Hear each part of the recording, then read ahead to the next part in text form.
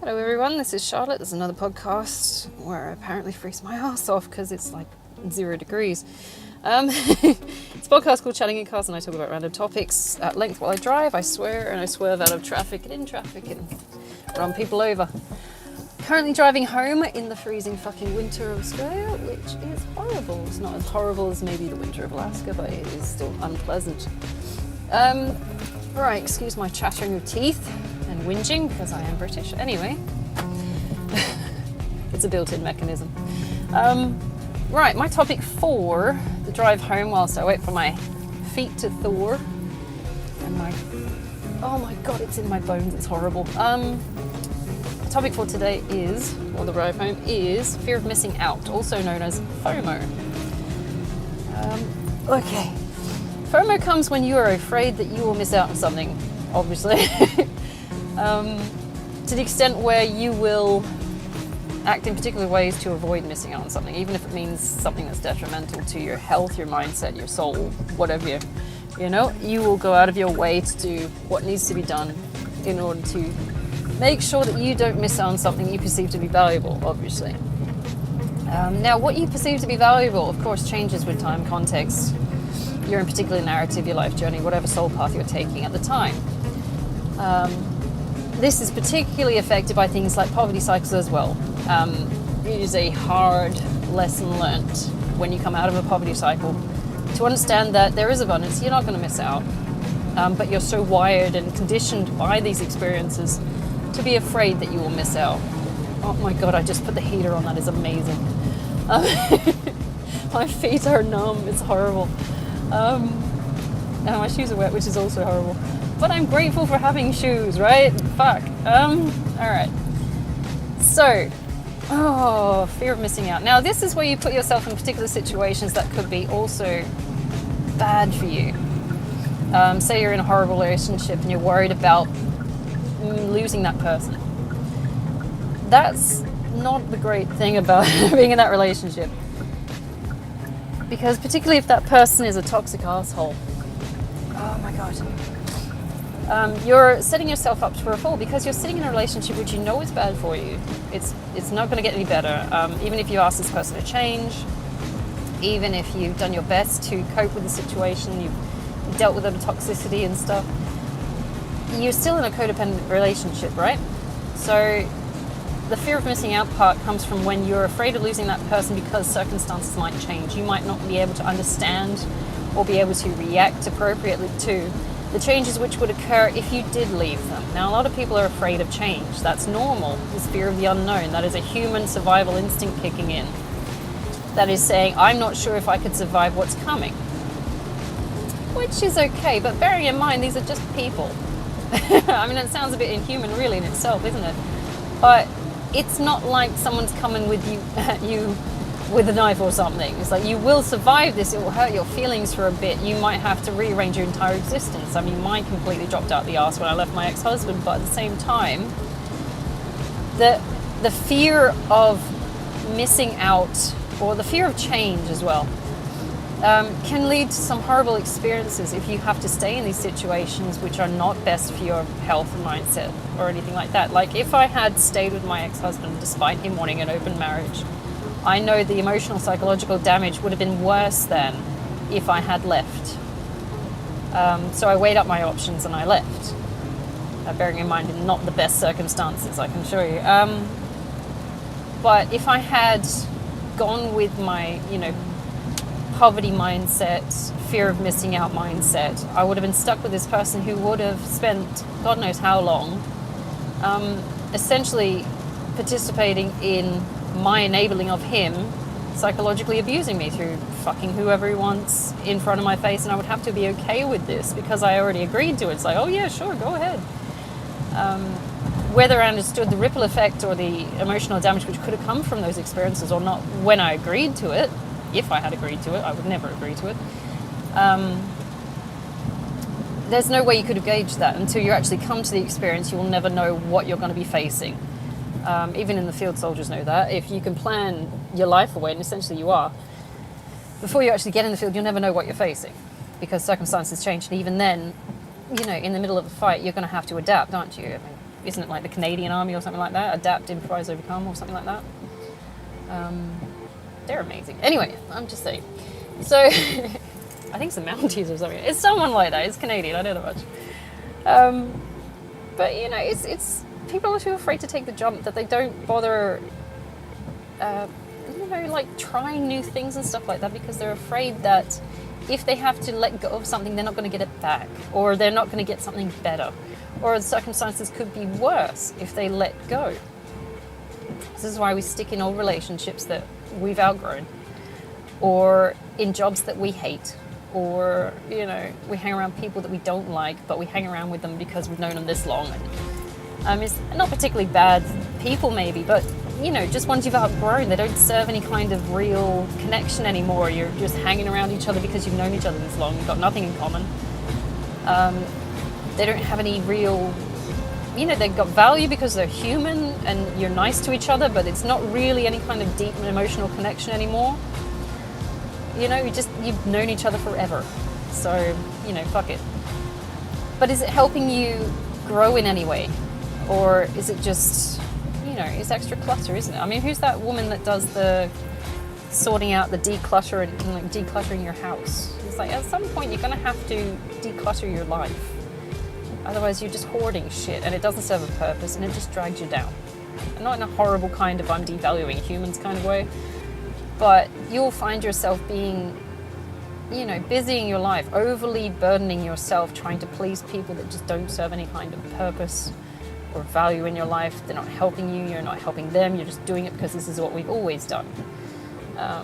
You're going to come to that, and it sounds a bit cutthroat and horrible that you need to sort of like walk away from these people, but at the same time, you know, it will help you reach for better things or find time to work on projects maybe that you've started that are more in depth and more valuable than just sitting around, say, in a pub getting shit-faced with your mates because this is what we've always done, or you know, having to run around someone else's ass, enabling them to be a half-ass because this is what we've always done. You've got to declutter. It's a strain on the person as well. If you're, like I was practically raising my parents at one point because we were raised to do servitude. We weren't raised as kids, we weren't raised as really young adults, we were raised as servants. My mum's style was militaristic. So we were raised as, well, the girls were. The boy, my brother was a bit softer. Actually, not even, because my dad was a berserker, so I used to hold him up against the wall, shit like that. But anyway, and I do remember things like that, which I've still haven't forgiven him for. But you know, it's that looking after people. If I don't make some space for myself, I'm never going to be able to grow. If I don't make space for, you know, new job opportunities, I'm never going to be able to get a better paycheck or better working conditions. If I don't make space for another person who I have actual, you know, love and affection for, I'm never going to get happiness in a relationship. I'm not saying abandon who you're with just because you're a bit bored. I'm saying that if you know and you feel in yourself that these circumstances have outgrown their limit, it's just stagnant, or they're like draining your resources, or you're just emotionally drained all the time. You have every right as a human being looking for growth and enlightenment and you know, ascension to just say, I'm going to like you from a distance, and but I'm going over here. Okay, we can still be civil, as my ex-husband used to say. He's like, it was funny though, the way he left that relationship. Can we still be civil? I'm like, are you nuts? But no, I have some gauge on what he meant by that. Bearing in mind, I don't even know if he exists anymore. But you know, you can still be civil to each other. I understand maybe if you've got kids together, you still need to be in some kind of connection. Not really a connection, but like, you know, you still be in contact with each other because you've got this one kid. It's like when I sold my house, the only reason I kept in contact with my ex-husband was because of that damn house. Once the house was gone, it was gone. But you need some level of communication with other people. I can understand that. But forming codependent relationships because you're too afraid that if you do leave, you'll have nothing. That's just a fear. That's a fear of being alone. And whilst it's okay to have a fear of being alone for a certain amount of time, it's not going to help you grow. And you'll get into toxic situations that are codependent where you just can't stand up for yourself, and you'll become so heavily reliant emotionally, psychologically on that other person that even if the circumstances do change, like with me and my ex-husband, you'll be thrown under the bus. You won't know how to stand up on your own 2 feet, and you'll have to relearn and regrow, and it's such a fucking struggle to stand on your own 2 feet when you've known nothing else. So that fear of missing out can really fuck you up long term. It's regrowing shit that you didn't know, you've got no reference for, and it's a hard struggle. If you can overcome your fear of missing out, you can save some space for yourself, for your own personal growth. You can also make yourself a better person in that relationship if you choose to stay. I could never have stayed in that circumstance. It was mental. It's an open relationship. Yeah, I'll willingly enable you to cheat on me and be fine with it. That's fine. It's like my self-esteem is that fucking low. But yeah, I'm not that kind of person. Obviously, some people are and they can handle that shit. I didn't even like the idea of it. To be honest, the idea of it turns my stomach. I don't want anything to do with that shit. I don't find it sexually liberating. I find it incredibly abusive, but that's me. Some people are different, obviously. Some people have bigger issues than me, apparently. So, you know, as far as I'm concerned. But, you know, it's like when people are people hoarding. You know, it's that, you know, that quintessential fuckboy or fuckgirl. Because it goes both ways now. You don't just get fuckboys, you get fuckboys. Like, you know, sluts coming every sex and gender. It's the people hoarding. It's like you can't let go of your exes. Because who knows if you still have feelings for them, or, you know, it's disguised as, oh, we just left on good terms. It's like, no, it isn't. It's a backup. What are you doing? You fucked this person. You had a relationship. Maybe at one point you loved this person. You need to let that shit go so they can find their own person. Who's on their level? Who can make the relationship between them work? Whose oddities appeal to the other person in a way that's balanced and can actually function in a relationship. My exes, I know that I was incompatible with, so I'm like, okay, I'm going to let you go. And that's practicing detachment as well. It's like a knowing that you are not equipped to deal with this person, the way that they are functioning and what they actually want and desire and need from life. You acknowledge that and you say, okay, I'm going to give you space, I'm going to detach, and I'm going to give you, you know, I'm going to save a space for me because I need to heal as well. I can't do this. I know I'm not the person for you. Off you go. I'm not going to enable this fear of missing out, that I won't find someone else, that I won't be emotionally fulfilled from the inside by clinging on to this person that I know is completely fucking wrong for me, and trapping them. I could be blocking their chances to find someone else, or someone else's chances to find them, you know? I'm not going to cling to this person. It's you know, it's selfish, to be honest. Knowing that you're wrong for someone and then, you know, clinging on for dear life because, I don't know, I'm afraid of being alone, or I'm afraid of being broke, or I'm afraid that, you know, no one will love me as they did, even though the love's gone because, you know, it's been that long in a relationship, or, you know, it's that fear. And some people are just scared of standing on their own 2 damn feet alone. If you listen to those podcasts I did called Fear of Silence, not fear, the value of silence and value of being alone, you'll know that some people, my opinion is that some people are just afraid of hearing the silence. They don't want to be left with their thoughts. They don't want to be left with the decisions they've made and the repercussions from what might have happened from decisions they made 10, 20 years ago. Because eventually it does come due, the bill does come due. Karmic debt will arrive with divine timing and bells. So at some point you're going to have to face the shit you've done. Even with my ex-husband, I faced the shit I did. I made poor decisions with choosing who I, you know, decided to get tied down to, thinking that I knew what I was doing. And I was an arrogant little shit when I was in my 20s. I don't mind, not horribly arrogant, but I was naive and clingy in the, you know, to the extent where I thought I was absolutely right, that this was my person. And because I'd met him at 17 and I convinced myself, you know, this was my guy. I married him at 27. 10 years, you'd think you know someone. But people change. And through my own, I don't know, arrogance, naivety, stupidity, I clung to him in a codependent relationship thinking this was my be-all, end-all, this was my guy. I need this person. I need him more than I need my own self-worth. Clearly I didn't have at the time because he was able to customize and manipulate me into being whatever he wanted me to be. I would do whatever he wanted me to do just because I needed him. And it was a two-way street. I stroked his ego. He validified my existence. It's like I had a purpose. But at the same time, it's toxic because I've got no standing ground for myself. My needs were completely unmet in that situationship. And it wasn't really much of a relationship. It was a codependent situationship because we'd known each other so long that after 10 years we got married. And I don't know if it was, my demands to get married after 10 years or if it was his lack of willingness to stand up for himself and say, this isn't me and I don't want this.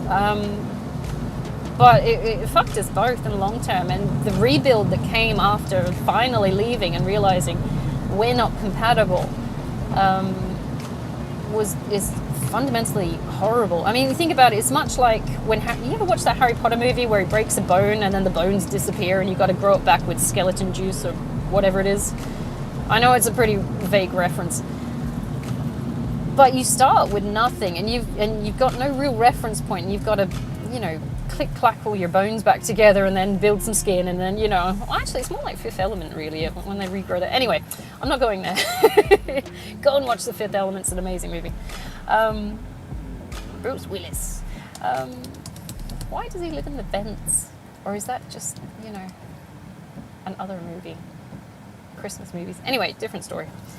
But, it's to start with nothing and to lose everything and then have to try and rebuild yourself. Because when I left my ex-husband, I didn't really have a sense of identity either. I was building from scratch. I was trying to hold on to things that I understood or that I had reference to or, I was clinging onto my degree. I was clinging onto my businesses, trying to make them work still. And what did I still know? And you're grasping at straws because eventually those straw house just burns down and you can't catch anything to hold on to of substance. You will lose it. And to be honest, you need to let it go. It's the hardest thing to understand because you're desperate and you're worried that if I lose this, I have nothing. I have nothing. I've known this guy since I was 17. If I lose him, I have nothing. I have no identity. I have no home. I have no background. My entire identity was based on who he told me I was. Before that, it was my parents told me who the fuck I was. And I didn't think really for myself what I needed and what I wanted out of a life and what a relationship. It wasn't until he actually gave me that ultimatum that the camel broke, right? It's like, you have to be in an open marriage or I'm leaving. I'm like, right, fuck you, guy. This is where I stand up and say no. And that was the first spark of my identity that really kicked in. I said, this is who I am. This is my convictions and I'm not taking this shit. Before that, I was an emotional doormat. I just wanted shit to go well and I didn't care what I had to do and what I had to give away to stop me losing. I had a fear of missing out on him.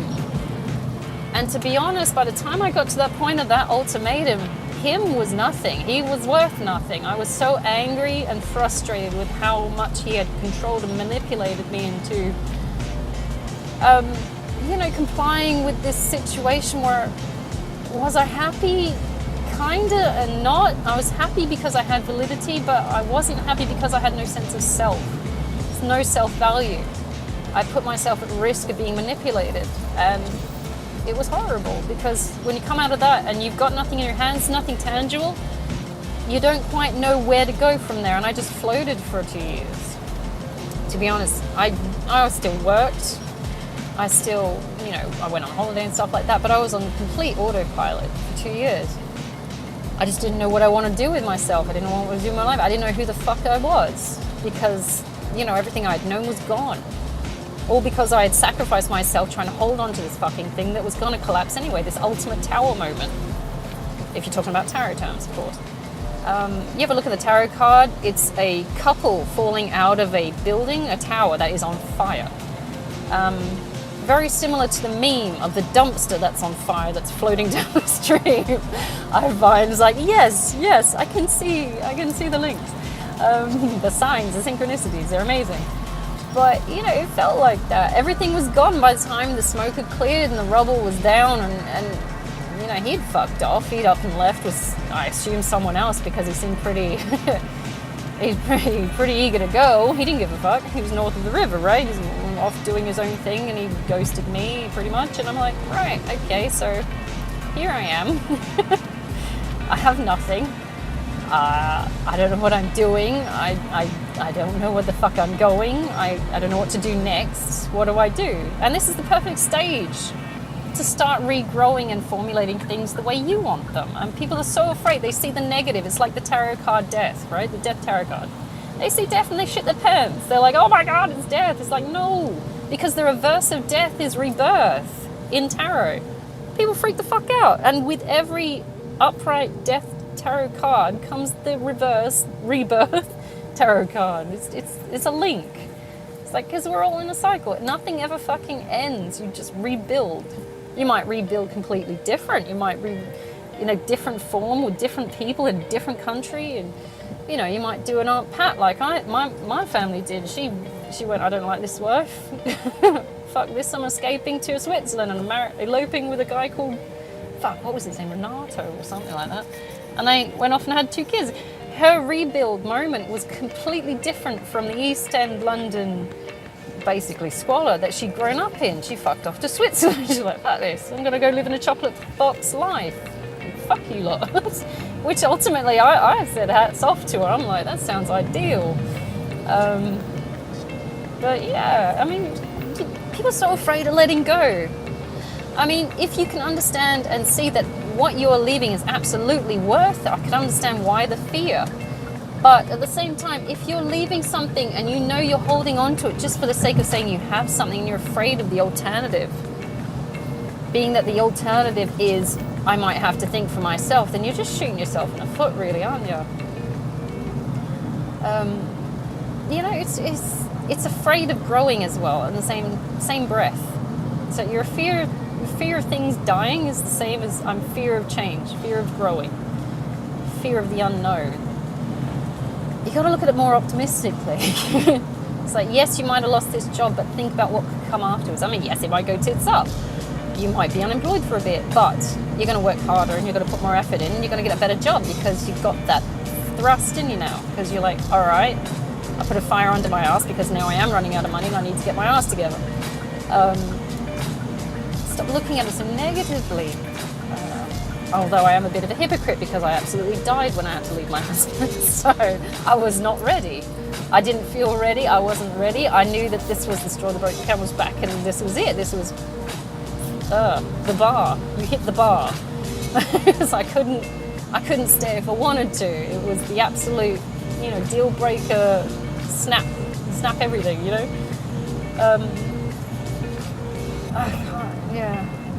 I can still remember the last days. Like, we hugged each other for like the last 10 minutes before I bailed and went off to my brother's house. We hugged each other. And he says to me, I want you to go away and I want you to think about what you actually want. And I'm like, fuck you. First of all, was the first thoughts. I'm like, fuck you. Because you've just destroyed my life in one breath. But no, it does send you on a little mission. And you start thinking about what actually do I want? And what do I value? What am I really going to tolerate anymore? Because I'm not doing this. And you start to reevaluate what things you value morally in life. What do you want to do? What things are you willing to undertake? What projects do you want to start? Who do you want to be?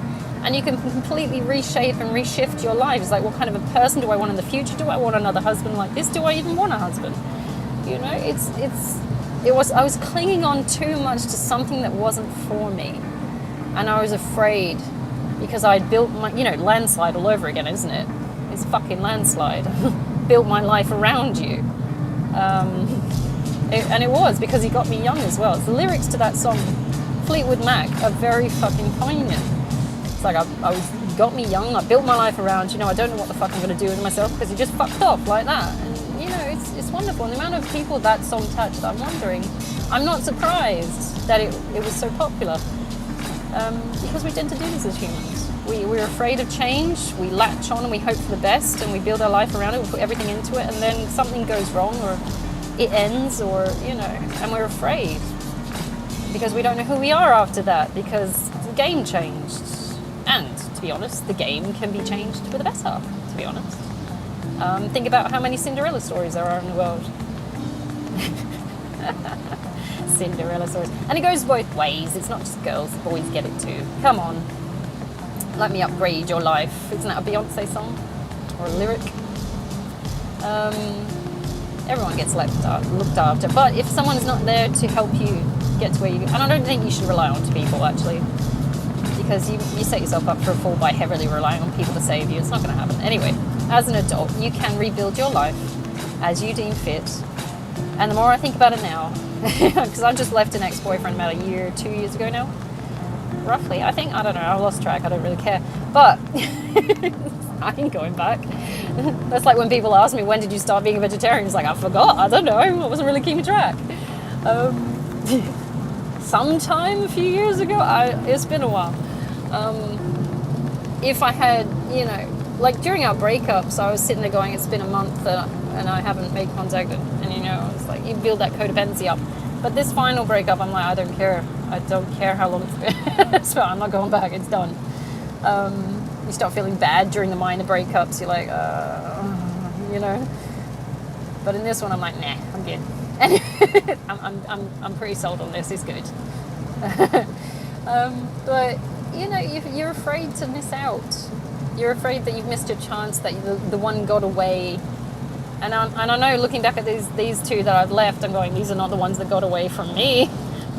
Maybe I got away from them.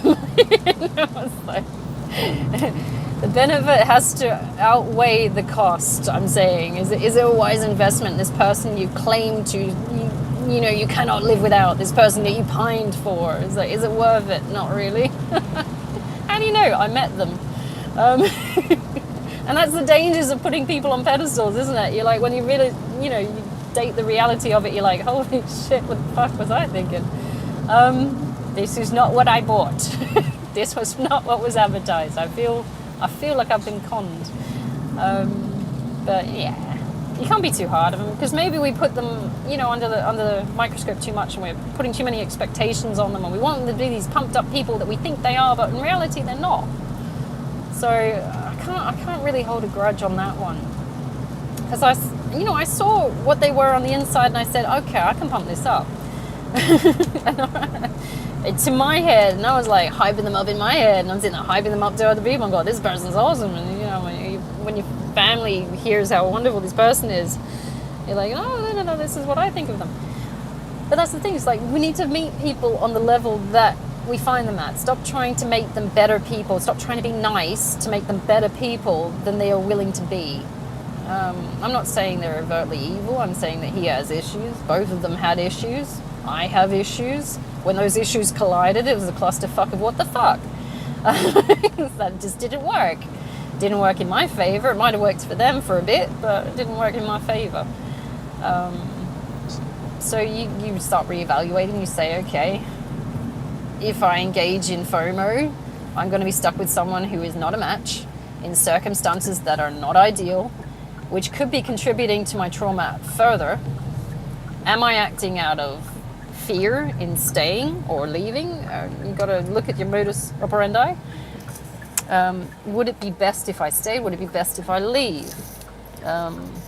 You've got to really weigh up your options. If the person you are with is causing you more problems than they're solving or helping you with, then it's time to go. My ex-boyfriend was giving me more trauma on top of already established PTS and anxiety trauma and things, and relationship trauma and stuff like that. He was adding to it, not helping it. On top of that, there was other things like sexual violence and things like that. I'm sitting there going, this is not doing me any fucking good. Not only is it not helping me create an intimate sphere for a relationship to exist or even begin, it never got off the ground, to be honest. Because every time I tried to show him affection, he'd kick it back. I was like, you don't even want this. I'm having trouble engaging with this. This is not something that's meant to be happening. So I didn't have the FOMO thing with him. I did have it with my ex-husband because the circumstances felt right. At 17, I thought it felt natural to go with him. Weirdly, maybe it was some kind of past life thing. Maybe we were married in a past life or some shit like that. But this time, we were supposed to readdress that. I don't know. If you want to go into regression and all that kind of thing, I'm going to have to do a different podcast. But I don't have it now. I had anxious attachment issues. because of fucked up childhood traumas and parents just creating issues.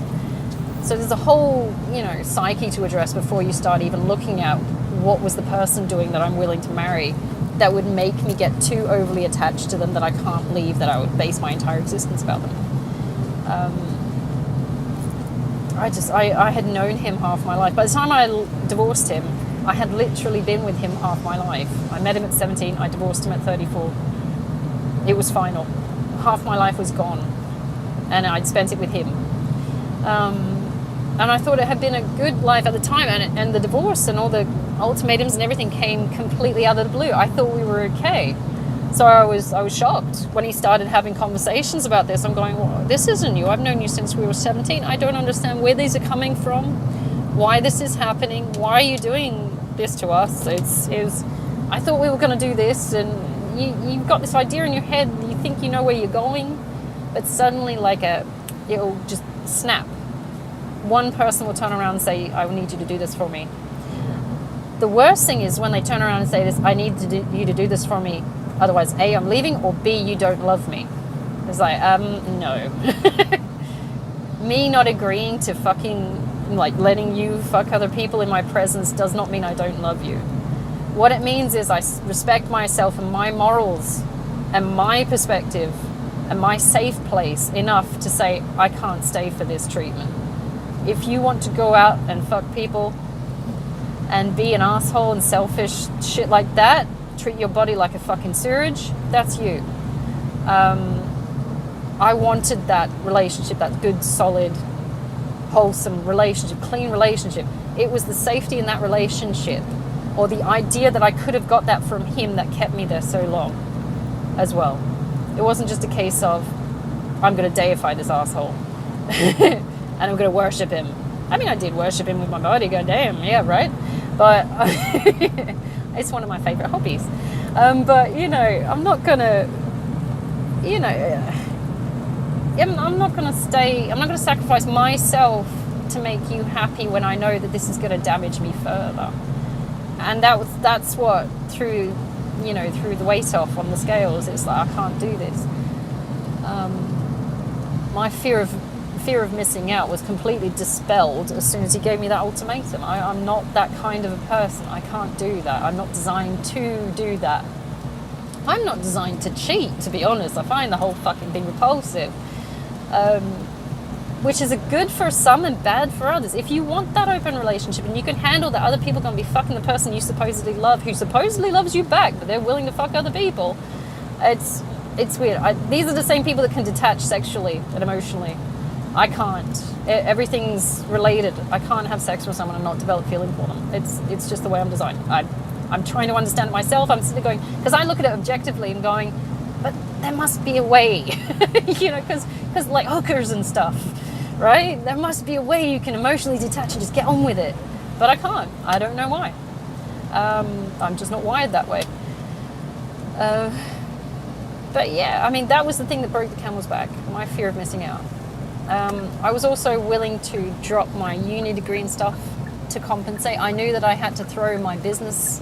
I had liquidized my business I had at the time because there's no way I could have kept it going. If I had kept plowing into this business, trying to make it work, it would have dragged me further under. I had to let go of that. So my dark night of the soul, it was in 2018 to 2020, 22, 21, something like that. It was a big one. Involved a lot of just letting go of stuff that I knew that I was familiar with, and just reaching out and running out into the unknown and trying to get shit together that way. It's like, okay, we can't keep whatever it is that we had before. What can we do next? Where do I want to go? What do I want it to look like? Because I know I'm never going to be able to exist in a open relationship. I know I'm not that. That's a in the blood kind of thing. I can't do that. So at least that's one thing I had clear. It's like I walked out of that with the understanding that I'm not doing that. And it's the contrast that make you think about what you actually value as well. Because if it had been something stupid, like something small that wouldn't have been anything to do with love and affection, like, I don't know, you have to get your leg cut off. Is that small? I don't know.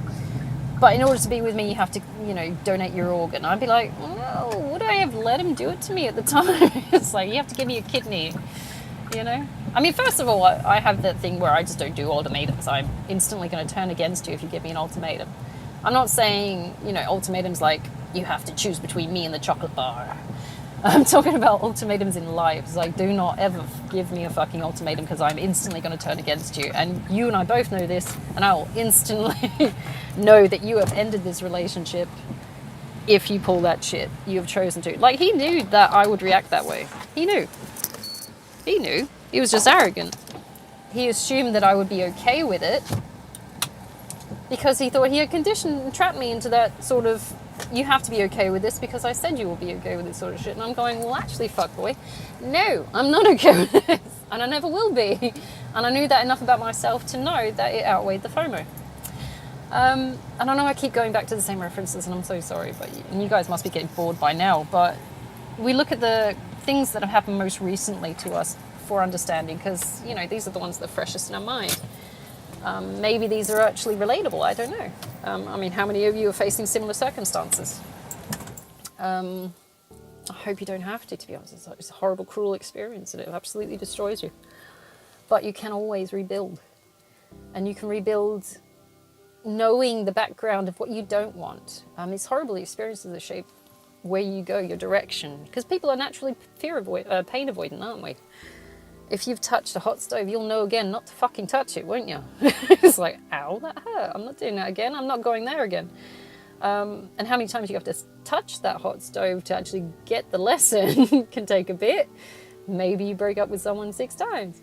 But eventually you're going to understand that, no, I don't like that stove and it hurts. So I'm not going back. You know, it's these weird little things that will help you overcome this fear of missing out. Because really, what are you missing out on? Are you missing out on something that's valuable, that's worthwhile, or are you just relying too heavily on other people and circumstances that, you know, act to identify, you create identity for you? Maybe you need to work on what kind of new identity you need to do next. It's not as hard as you think. I mean, it feels like you're absolutely plummeting and falling when it happens, of course, because you've got nothing to grab for to hold yourself on. No ledges or anything in this fucking Alice in Wonderland tunnel. But, you know, by the time you land, or at least come close to the floor, look at what happened to her dress in that movie. It floated like an umbrella. You start to slow yourself, and you just drift, and you go, wait a minute, I've started coming up with ideas. There might be a breeze in my panties, but here we go. We're going down. We're floating with the ideas. Okay, I'm rocking from side to side. I'm looking at things around me. I'm seeing, okay, that looks interesting. I might try that. I might do this. I might do that. You know, this is what I want my life to look like, you know? It's only because we hold on to these things so, you know, so tragically that we're not letting anything else give us any kind of inspiration or leaving any kind of room for growth. So yes, it's absolutely fine to let go. I mean, we're not meant to stick. Things aren't meant to stick for that long in that level of toxicity. Okay, things need to move. Things need to flow. Energy needs to flow. I mean, if you go into Taoism, everything's fucking flowing, isn't it? The yin yang qi stuff. I wish I knew more about that. I'm actually going to go look into that more, actually, because I like that. It's the stagnation that promotes toxicity. If you hold in... I'll give one for the guys. You remember blue balls, right? What happens when you hold it in too long, guys? You hate yourself for a start. But yeah, you can't hold that in. You can't, no. And shit needs to flow, man. But you just need to find the right way for it to flow, if that makes sense. There's one particular person I have in mind for that, and I'm so sorry, because I was trying to understand his logic when it comes to that, and that's his whole idea, and I think it's something to do with tantric stuff. He's of a similar vein as my line of thought. But I'm sitting there going, darling, you and I as a couple wouldn't last. Because I'd be constantly trying to make that shit flow, and you'd be like, no, I'm trying to retrain it. We would work against each other. It would be a fight, possibly to the death, I don't know. But no, shit's supposed to flow, man. I mean, if you hold on to things, it gets unhealthy, you get sick. It's not good for you. It's not good for the soul, for the mind, for anything. No, not good for growing. You need to grow. If even seedlings and seeds under the soil push through the soil, you don't just trap them in there and hope for the best and they'll be fine, they'll grow underground. It's like, no, things need to flow, things need to change. Push through, okay? Don't retain that, man. Just Let it go. Oh my God, don't get me singing that song. Anyway, that'll get stuck in my head for the rest of the day. All right, so I'm going to leave it there. I'm hoping you guys have a fantastic Thursday. Remember just to be more gentle with yourself, okay? It's not a problem. I mean, we're afraid a lot of the times as humans. It's a survival instinct. There's no shame in that. But really do look at your life and is this what you want? Is this what you need? Is it healthy for you? Is it productive? Is it helping you grow? Don't be stubborn. I'm a Taurus. I'm stubborn as fuck, apparently. I'm going, I don't know. I might be. Am I stubborn or am I persistent? But yeah, so just, evaluate. Is it working for you? Is it healthy? Or are you just stuck there because, one, you can't get out, or you assume you can't get out? Is it a prison of the mind, the devil card in tarot? Or is it just you saying, I can't get out because I can't be fucked getting out? Take it easy, guys, and I'll see you hopefully. Oh, let's see. I'm booked for a fairly long trip on Monday. So, all right, Monday. Hopefully another podcast on Monday.